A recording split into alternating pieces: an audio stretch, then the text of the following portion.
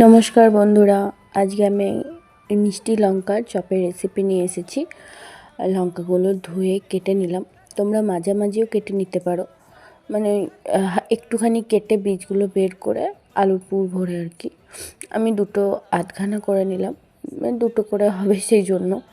তারপর বীজগুলো বের করে দিলাম। বের করে দেওয়ার পর আমি বেসনটা এদিকে কালো জিরে, আদা আর লবণ দিয়ে একটু অল্প অল্প জল দিয়ে মাখিয়ে রেখে দেবো। একবারে সব জল দেবো না, লাস্টে আবার যখন ভাজার টাইম হবে তখন একটু জল দিয়ে ফেটিয়ে দেবো।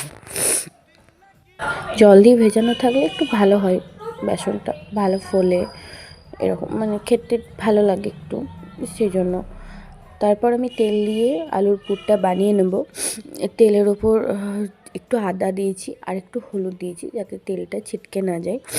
তারপর আমি টমেটো দিয়েছিলাম, নুন দিয়েছিলাম। তারপর আলুর পুরটা দিয়ে আমি ভালো করে মাখিয়ে নিলাম।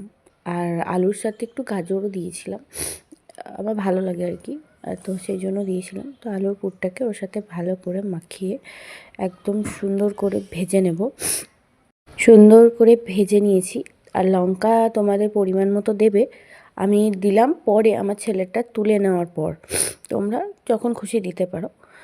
তারপর বেসনটাতে একদম জল দিয়ে একদম ফাইনালি আমি একদম এই পর্যায়ে এই টাইপের গুলে নিয়েছি, তো ঠিক এরকম হবে।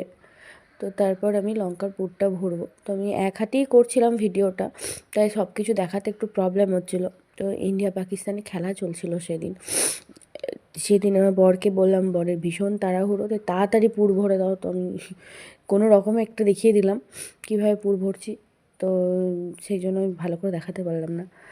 আর এটা হচ্ছে টমেটো চপ। তা আমি একটু টমেটো চপও বানিয়ে নিলাম, মানে আলুর পুরটা খুব বেড়ে গেছিলো, তাই কী করবো না ভেবে টমেটো চপ বানিয়ে নিলাম। টমেটো চপটা খুব ভালো লাগছিলো খেতে। তেল গরম করে আমি এরপর মানে লঙ্কার চপগুলো ভেজে নেবো। প্রথমে আমার ছেলেটা ভাজলাম ঝাল ডাল না হয়ে যাওয়ার জন্য, তো ওইগুলো ভাজার পর সবগুলো একে একে আমি ভেজে নিয়েছি।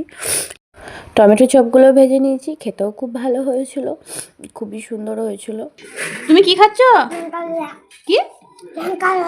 লঙ্কার চপ। তোমার ঝাল লাগে না?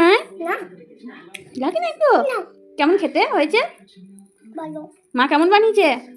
ভালো, ঠিক আছে। টেস্টি? দেখি আমাদেরকে তাকিয়ে বলো, টেস্টি।